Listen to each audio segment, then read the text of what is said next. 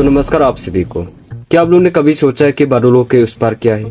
और आप लोगों ने कभी सोचा है कि एरोप्लेन किस पॉइंट पे उड़ा जाता है और किस पॉइंट से हम का माथा पे बिजलियां गिरा जाता है? और इस वीडियो के चलते मैं आपको एक ऐसा पॉइंट भी बताऊंगा जिस पॉइंट से रेडियो सिग्नल रिफ्लेक्ट बैक करते हैं, और ऐसा एक पॉइंट भी बताऊंगा जिस पॉइंट का वजह से आज हम लोग जीवित हैं। So today let's explore the amazing layers of our atmosphere. आपने ये कहावत तो सुना ही होगा दोस्तों, जो होता है वो देखता नहीं और जो देखता है वो होता नहीं। और इसी तरह एटमॉस्फेयर में भी चीजें उतना सिंपल नहीं होते जितना हम लोग सोचते हैं और जितना हम लोग देखते हैं। यहाँ से जितना ऊपर उठे उतना ही कॉम्प्लेक्स हो जाते हैं चीजें समझने के लिए। और वैज्ञानिक लोग ने प्रूफ किया है कि एटमॉस्फेयर में भी डिफरेंट लेयर्स होते हैं और हर एक लेयर के अपना अपना एक्टिविटीज होता है, जिसका वजह से हम लोग का अर्थ एक लिविंग प्लेनेट बनते हैं। और इस चीज को डिटेल से समझने के लिए वैज्ञानिक लोग ने अर्थ एटमॉस्फेयर को 5 डिफरेंट लेयर्स में डिवाइडेड कर दी। और वो 5 लेयर्स का नाम है ट्रोपोस्फियर, स्ट्रेटोस्फियर, मेसोस्फियर, थर्मोस्फियर और लास्ट में आते हैं एक्सोस्फियर। तो इन लेयर को एक एक करके डिटेल से समझने के लिए कोशिश करते हैं दोस्तों। ट्रोपोस्फियर ये फर्स्ट लेयर और उन 5 लेयर में से लोअर लेयर कहते हैं। फ्रॉम द ग्रेट वर्ड ट्रोपोस का मतलब ही चेंज होना और टर्न होना इसको कहते हैं। जितना भी क्लाइमेटिक चेंज होते हैं और जितना भी डे टू डे जो वेदर चेंजिंग होते हैं ये सब इस लेयर में होता है, इसीलिए ये लेयर्स को ट्रोपोस्फियर कहते हैं। और ये ट्रोपोस्फियर डिनोट करते हैं चेंज को। ये ट्रोपोस्फियर लेयर में हम लोग जी सकते हैं, सांस अवेलेबल होते हैं और जितना भी रेन, स्टोन और स्नो जैसा हम लोग यहाँ पे एक्सपीरियंस करते हैं। और ये अर्थ से 8 to 15 किलोमीटर ऊपर तक फैला हुआ है। इन सिंपल वर्ड कहूँ तो ट्रोपोस्फियर ही ऐसा लेयर है जिसमें हम लोग जी सकते हैं और यहाँ वेदर क्लाइमेट चेंज होता है, मतलब समर विंटर होना, बिजलियां गिरना और एयर का high pressure to low pressure movement होना, ये सब एक्टिविटीज ऑलमोस्ट ये लेयर में ही होता है। अभी आप लोग सोचेगा कि जितना भी एक्टिविटीज होते हैं जीने के लिए जो सपोर्ट करता है वो सब एक्टिविटीज ये लेयर्स में ही हो रहा है। तो आपका माइंड में आ रहा होगा कि बाकी लेयर्स इतना इम्पोर्टेंट नहीं होता होगा, लेकिन ऐसा बिल्कुल नहीं है दोस्तों। जब एक एक लकड़ी का टुकड़ा मिलकर एक स्ट्रॉन्ग फॉर्म जो क्रिएट करता है, और इसी तरह एटमॉस्फेयर के एक एक लेयर्स मिलकर एक स्ट्रॉन्ग सील फॉर्म करता है दोस्तों। और अब आते हैं सेकेंड लेयर पे, मतलब स्ट्रेटोस्फियर। और इस लेयर का अंदर में ही एक ऐसा लेयर भी है जिसका वजह से हम लोग आज सन के अल्ट्रावायलेट रे से बचते आ रहे हैं, लेकिन हम लोग को पता नहीं है दोस्तों।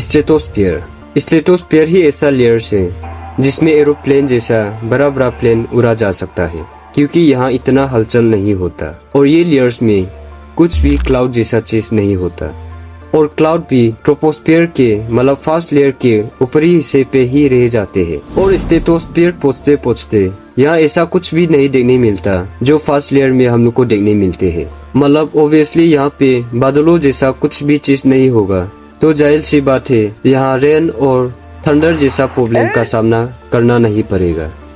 लेकिन स्ट्रेटोस्फियर में ऐसा एक लेयर्स भी है जो यूवी रे से हम लोग को बचाते हैं, जो मैंने आपको स्टार्टिंग पॉइंट में बताया था। और उस लेयर को ओजोन लेयर कहते हैं। ये लेयर्स इतना इम्पोर्टेंट है कि सन के हार्मफुल अल्ट्रावायलेट रेडिएशन से प्रोटेक्ट रखते हैं हम लोग को। अगर ये लेयर्स नहीं होता और सन के अल्ट्रावायलेट रेडिएशन डायरेक्ट इंटर होता और स्किन कैंसर जैसा बीमारी, इकोसिस्टम डैमेज और भी बहुत कुछ प्रॉब्लम का सामना कर सकता था हम लोग। और इस ओजोन लेयर के चलते स्ट्रेटोस्फियर के टेम्परेचर जितना ऊपर जाएगा उतना हाई होता है, ना कि लो, क्योंकि ओजोन लेयर के वजह से सन के अल्ट्रावायलेट रेडिएशन ऊपर रिफ्लेक्ट होता है और उन्हीं के कारण जितना आप ऊपर जाएगा उतना गर्म होते जाएगा स्ट्रेटोस्फियर में। लेकिन हम लोग जानते हैं फर्स्ट लेयर मतलब ट्रोपोस्फियर में ऐसा नहीं होता। ट्रोपोस्फियर में ऐसा होता है कि जितना हम लोग ऊपर जाएगा उतना ही ठंडा होता है, जैसे कि माउंट एवरेस्ट जैसा हो गया। जितना उसका पीक हाई होगा उतना ही बर्फ जम के होगा। टेम्परेचर के मामले में दोनों ही एक दूसरा का अपोजिट है, लेकिन थर्ड लेयर तो दोनों से ही बहुत अलग है, मतलब मेसोस्फियर लेयर में -100 डिग्री सेल्सियस के अराउंड जाते हैं। और ये थर्ड लेयर में मेटेरॉइड बर्न होता है और ये लेयर्स का यही काम होता है, जितना भी मेटेरॉइड गिरता है वो यहाँ पे बर्न होता है।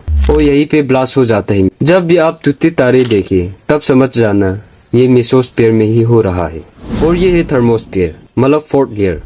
और ये मेसोस्फीयर से बिल्कुल अपोजिट है दोस्तों।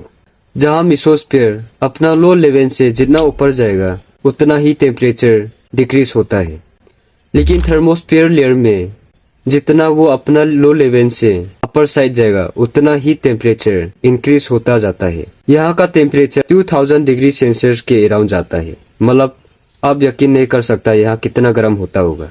और ये लेयर्स में ही तरह तरह का फिनोमेना देखने को मिलता है, जैसे कि द ऑरोरा और नॉर्दर्न लाइट और सदर्न लाइट जैसा फिनोमेना यहाँ देखने को मिलता है। ये बहुत ही सुंदर दिखता है दोस्तों। और यहाँ का एयर बहुत ही थिन होते हैं। और थर्मोस्फीयर लेयर में ही एक ऐसा लेयर भी पाया जाता है जो हम लोग को बहुत ही मदद करता है, और ये लेयर्स का नाम है आयनोस्फीयर। ये यही लेयर्स है जो मैं बात कर रहा था दोस्तों। आयनोस्फीयर इतना इम्पोर्टेंट है कि अगर ये लेयर्स नहीं होता तो आज हम लोग रेडियो सिग्नल जैसा चीज देखने को नहीं मिलता। ये लेयर्स में इलेक्ट्रिकली चार्ज पार्टिकल होते हैं, जैसे कि आयन और इलेक्ट्रॉन। जब सन के high radiation energy particle thermosphere layer के एयर मॉलिक्यूल से टकराते हैं तब इलेक्ट्रॉन को एयर मॉलिक्यूल से अलग कर देते हैं, और तब 2 पार्टिकल जनरेट होते हैं, आयन और इलेक्ट्रॉन। और आयन जो है पॉजिटिव चार्ज होते हैं और इलेक्ट्रॉन जो है नेगेटिव चार्ज होते हैं। और जब ये 2 पार्टिकल मिलकर जब एक लेयर बनाते हैं, वही लेयर को आयनोस्फीयर कहते हैं।